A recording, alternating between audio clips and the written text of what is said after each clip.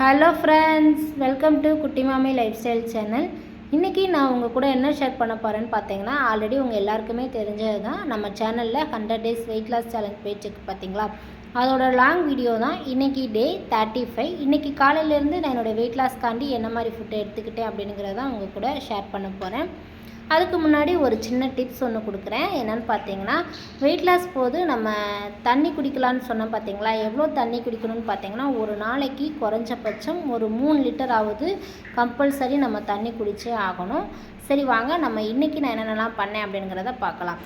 காலையில் எப்பயும் போல் எம்டி ஸ்டமக்கில் என்னோடய வெயிட்டை வந்து செக் பண்ணேன். இன்றைக்கி என்னுடைய வெயிட் எவ்வளோ இருந்ததுன்னு பார்த்தீங்கன்னா 61.45 இருந்தது. அதுக்கப்புறம் மார்னிங் எம்டி ஸ்டமக்கில் இந்த வீக் ஃபுல்லாகவே நம்ம வெந்தயம் ஜீரகம் தண்ணி தான் எடுத்துக்க போகிறோம். ஸோ இன்றைக்குமே நான் அதுதான் வந்து குடித்தேன். ட்ரிங்கெல்லாம் குடித்து முடிச்சுட்டு ஒரு 1/2 hour வாக்கிங் மட்டும்தான் போனேன். இன்றைக்கி எக்ஸசைஸ் எதுவுமே பண்ணலை. அதுக்கப்புறம் மார்னிங் டிஃபன் வந்து எல்லாருக்குமே வந்து ரெடி பண்ண ஸ்டார்ட் பண்ணிவிட்டேன். இன்றைக்கி டிஃபனுக்கு வந்து கம்பு தோசை தான். இதோட அளவு பார்த்திங்கன்னா 1.5 கிளாஸ் கம்பரிசி எடுத்துக்கிட்டேன், 3/4 கிளாஸ் பச்சரிசி, அதுக்கப்புறம் 1 கிளாஸ் வந்து உளுந்து எடுத்துக்கிட்டேன்.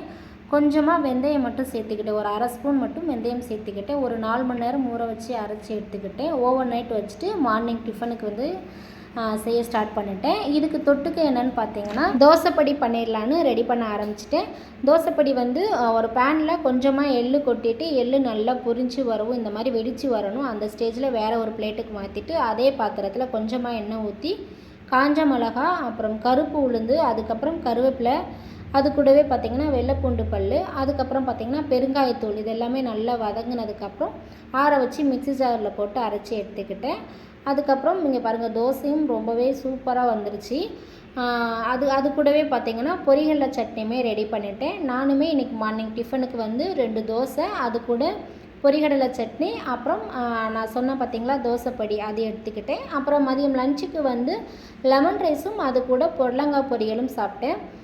அதுக்கப்புறம் ஈவினிங் ஒரு 4 o'clock போல் எல்லாருக்குமே காஃபி போட வந்து ஸ்டார்ட் பண்ணிட்டேன். இங்கே செம்ம மழை, எனக்குமே வந்து இன்றைக்கி காஃபி குடிக்கணும் போல் தோணுச்சு. சரி நம்மளும் இன்றைக்கி ஒரு கப் காஃபி எடுத்துக்கலான்னு சொல்லிட்டு ஒரு கப் வந்து காஃபி எடுத்துக்கிட்டேன்.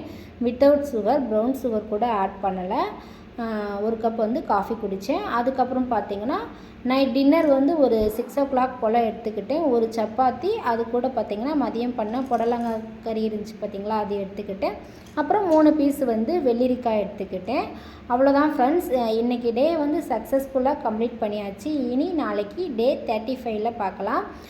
இந்த வீடியோ பிடிச்சிருந்துச்சுன்னா லைக், ஷேர், கமெண்ட் பண்ணுங்கள் ஃப்ரெண்ட்ஸ். மறக்காமல் சப்ஸ்கிரைப் பண்ணுங்கள் ஃப்ரெண்ட்ஸ். உங்கள் ஃப்ரெண்ட்ஸ் அண்ட் ஃபேமிலிக்கும் நிறைய ஷேர் பண்ணுங்கள். இனி நாளைக்கு டே 35ல் பார்க்கலாம். அது வரைக்கும் பாய்.